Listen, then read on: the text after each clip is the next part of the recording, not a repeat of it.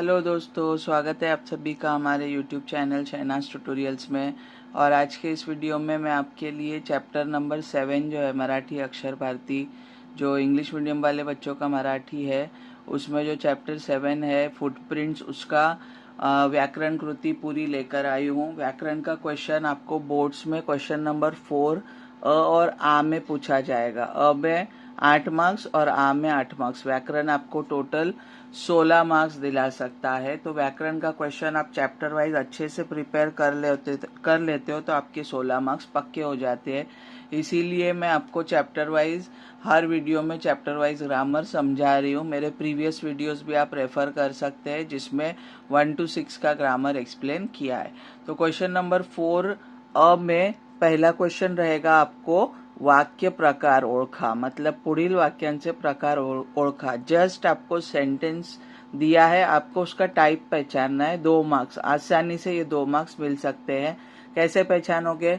हा आंबा गोड आहे, ये सिंपल सेंटेंस है। ये आम मीठा है, तो सिंपल सेंटेंस रहेगा तो आपका आंसर हो जाएगा विधानार्थी वाक्य। देन तू घाईने कोठे चाललास, कोठे भी है और इधर क्वेश्चन मार्क। जैसे ही क्वेश्चन मार्क दिखे आंख बंद करके आंसर लिख देना है। प्रश्नार्थी वाक्य। 2 मार्क्स आपके पक्के हो जाते हैं, सिर्फ पहचानना है।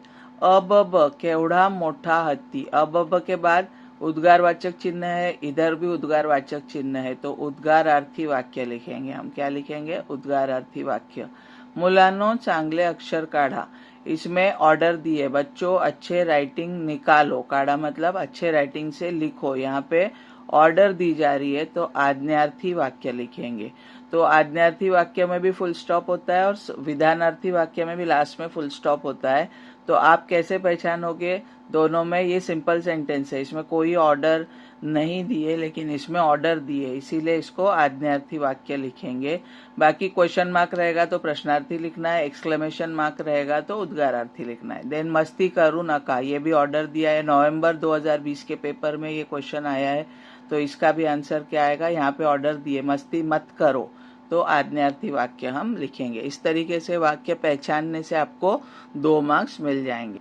देन इसमें सेकंड क्वेश्चन आएगा वाक्य रूपांतर। कंसातील सूचनेप्रमाणे वाक्य रूपांतर करा। ब्रैकेट में दिया गया है, उस हिसाब से वाक्य को चेंज करो। भिकाऱ्याला शाली कशा शोभतील? Question mark. ये प्रश्नार्थी वाक्य है। भिखारी को शाल कैसे शोभा देगी? Question mark.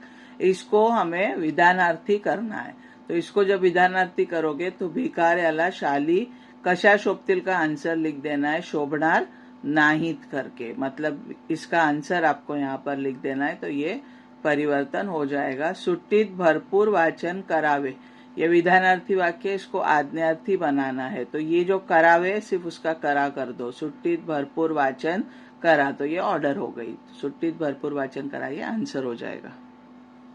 देन इसमें थर्ड क्वेश्चन आता है वाक् प्रचार। वाक् प्रचार में 4 मार्क्स आपको मिलने वाले हैं, तो वाक् प्रचार अच्छे से प्रिपेयर करो। वाक् प्रचार 4 मार्क के लिए पूछा जाता है। पुढील वाक् प्रचारांचे अर्थ सांगून वाक्यात उपयोग करा। अर्थ भी लिखना है और उसका सेंटेंस भी बनाना है। तो पहला वाक्य इसमें कमीपणाचे वाटणे। कमीपणाचे वाटणे मतलब हीन दर्जाचे वाटणे। हीन दर्जाचे वाटणे मतलब इंफीरियर फील करना, कोई काम करने में कम फील करना, लो फील करना। कोणतेही काम करणे कमीपणाचे वाटता कामा नये। वाक्य क्या लिखोगे? कोई भी काम करना कमीपने का नहीं लगना चाहिए। वाटता कामा मतलब नहीं लगना चाहिए, मतलब कोई भी काम करते वक्त आप उसको हीन है या इंफीरियर है ऐसा नहीं समझना है। देन भास होणे। भास होणे मतलब भ्रम होणे, किसी चीज को नहीं है फिर भी भास हो जाना। खिड़कीत कोणीतरी आहे ऐसा मयूरीला भास झाला। खिड़की में कोई खड़ा है ऐसा मयूरी को क्या हुआ? भास हुआ। देन वरमणे। वरमणे मतलब शांत हो जाना, शांत होणे। बाबा रागावून बोलले तेव्हा अमर वरमला। बाबा यानी डैडी गुस्सा करके बोले तब अमर क्या हो गया? वरमला, मतलब शांत हो गया। नेक्स्ट है चेहरा पडणे। चेहरा पडणे का है शरम वाटणे, शरम फील होना। रमा काकूंची चोरी पकडली गेली तेव्हा त्यांचा चेहरा पडला। रमा काकू की चोरी पकड़ी गई तब शर्म से उनका चेहरा क्या हुआ? गिर गया। तो चेहरा पडणे मतलब शर्म आना। देन नेक्स्ट इज आ वासून पाहणे। आ वासून पाहणे का अर्थ है आश्चर्याने मतलब जब हम कोई चीज ऐसी देखते हैं जिससे हमको आश्चर्य होता है, सरप्राइज होता है, तो हमारा मुंह खुला रह जाता है, हम लोग देखते ही रह जाते, तो उसको मराठी में बोलते हैं आ वासून पाहणे, एकदम सरप्राइज होके देखना, आश्चर्याने पाहणे। इसका वाक्य आएगा, माथेरानच्या सुंदर दृश्याकडे देवेन आ वासून पाहत राहिला। माथेरान के खूबसूरत नजारा, दृश्य यानी नजारे को देवेन जो है वो मुंह खोल के देखते रहा, आश्चर्य से आ वासून पाहत राहिला। यहाँ पे आप माथेरान के बदले ताजमहल भी लिख सकते हो, कोई भी सुंदर चीज का नाम लिख सकते हो। 6th है इसमें वाव नचने। वाव नचने का मतलब है सोए नचने या संधि नचने, किसी चीज के लिए अपॉर्च्युनिटी नहीं होना। वाक्य, दुसऱ्यांना आपल्या काम हात चुका करण्याचा वाव देऊ नये, दूसरों को हमारे अपने काम में चुका यानी मिस्टेक्स निकालने का वाव नहीं देना चाहिए, संधि नहीं देना चाहिए, मतलब अपना काम हमेशा हमें परफेक्ट करना चाहिए। तो इस तरीके से वाक् प्रचार चैप्टर वाइज याद कर लो। वाक् प्रचार 4 मार्क्स के लिए आता है, तो वाक् प्रचार आपको 4 मार्क्स दिलाएंगे। क्वेश्चन नंबर 4 यहाँ पर पूरा होता है। वाक्य प्रकार ओळखा, वाक्य रूपांतर करा और वाक्य प्रचार अर्थ सांगून वाक्यात उपयोग करा। ये टोटल 8 मार्क्स का ग्रामर हो गया 4 में। अब हम 4 देखेंगे। 4 शब्द संपत्ति पे 4 मार्क्स का क्वेश्चन आता है 4 में। तो शब्द संपत्ति में क्या क्या आएगा, समानार्थी शब्द आएंगे, विरुद्धार्थी शब्द आएंगे, शब्द समूह बद्दल एक शब्द, लिंग आएगा, वचन आएगा, ऐसी सब वैरायटी 4 मार्क्स के लिए आती है। तो पहला आएगा समानार्थी शब्द लिया। समानार्थी मतलब सेम मीनिंग का हमको वर्ड लिखना है और इधर इक्वल टू की साइन डालना है। तो बक्कड़ पहला वर्ड है। बक्कड़ मतलब पुष्कळ, बहुत सारा। पुष्कळ का मतलब होता है या बक्कड़ का मतलब होता है बहुत सारा। गोजीरा मतलब गोंडस, जो हम लोग बोलते हैं ना क्यूट या एकदम स्वीट जो रहता है उसको गोजीरा या गोंडस बोलते। धरती यानी धरनी, पृथ्वी। आक्षेप, आक्षेप मतलब तकरार, कंप्लेन करना, तो आक्षेप यानी तकरार। देन सेकेंड इज विरोधार्थी शब्द। विरोधार्थी में आपको क्रॉस का साइन यूज करना है और अपोजिट लिखना है। किमान यानी कमाल, किमान यानी मिनिमम, कमाल यानी मैक्सिमम।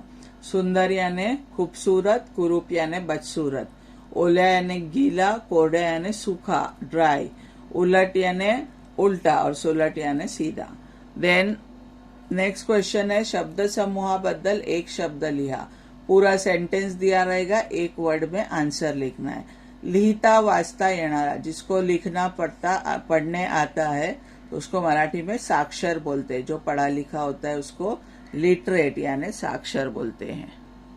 देन नेक्स्ट है देव माननारा, जो देव में विश्वास रखता है। माननारा मतलब जो गॉड में विश्वास रखता है उसको आस्तिक बोलते हैं। और पायात चप्पल न घालनारा, देखो ये 2 बार पूछा गया है, नवंबर 2020 के पेपर में भी और सितंबर 2021 में भी इसको पूछा गया है। तो पायात चप्पल न घालनारा, जो पैरों में चप्पल पहने बगैर चलता है उसको अनवाणी बोलते हैं। अनवाणी मतलब बेयरफुट। तो ये वाला अच्छे से आप प्रिपेयर करो।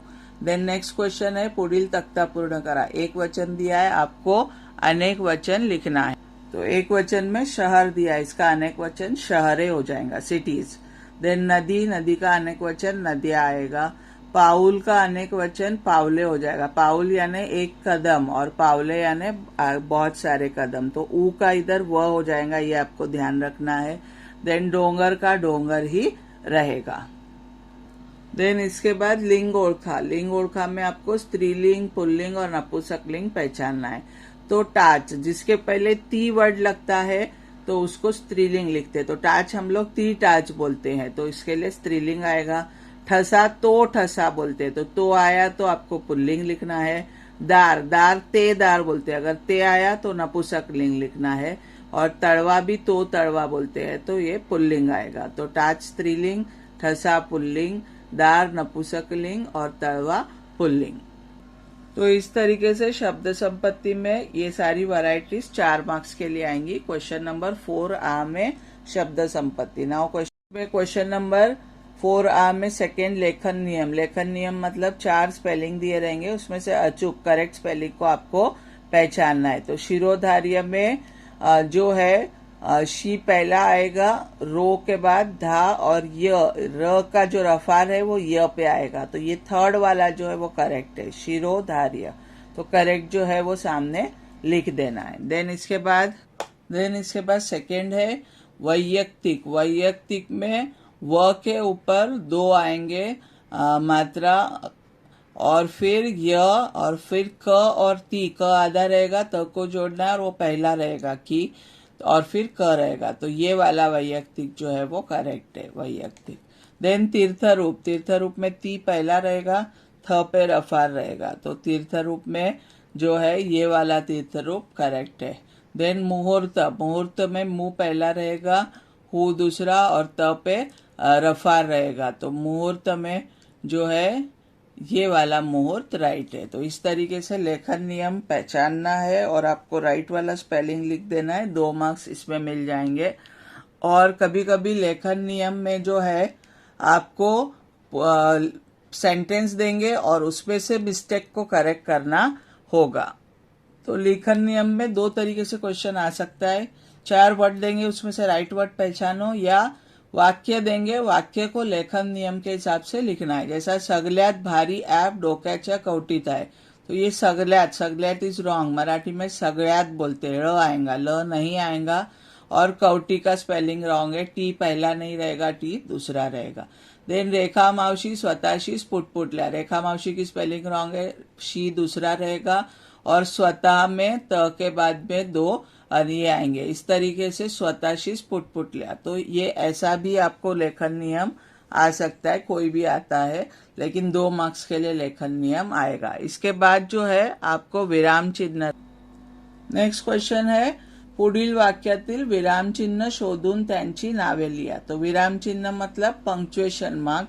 सेंटेंस दिया है, उसमें से ढूंढना है कौन से पंक्चुएशन मार्क यूज हुए और उसका नाम लिखना है। तो यहाँ पर देखो, डबल इन्वर्टेड कॉमा है, मावशी, फिर कॉमा है, तुम्ही कुठे राहता, क्वेश्चन मार्क है, डबल इन्वर्टेड कॉमा, कंप्लीटेड। तो 2-3 इसमें पंक्चुएशन मार्क्स यूज हुए। एक तो डबल इन्वर्टेड कॉमा, देन स्वल्प विराम यूज हुआ है, और क्वेश्चन मार्क। तो दुहेरी अवतरण चिन्ह, डबल इन्वर्टेड कॉमा को क्या बोलते हैं, दुहेरी अवतरण चिन्ह। कॉमा को स्वल्प विराम बोलते हैं और प्रश्न चिन्ह को, क्वेश्चन मार्क को प्रश्न चिन्ह बोलते हैं। देन सेकेंड सेंटेंस है, आजपासून मी बसनेच ये जा करणार। तो ये जा में ये डैश यूज हुई है और करणार फुल स्टॉप। तो डैश को संयोग चिन्ह बोलते हैं और करणार पे फुल स्टॉप है तो पूर्ण विराम आएगा। देन कभी कभी ये क्वेश्चन आपको सेंटेंस दिया रहेगा और वाक्य विराम चिन्ह डालने को कहा रहेगा। देखो, पुढील वाक्यात योग्य विराम चिन्हांचा उपयोग करा। ये मार्च 2020 में आया है। अरे पण चिट्ठी मराठीतून आहे।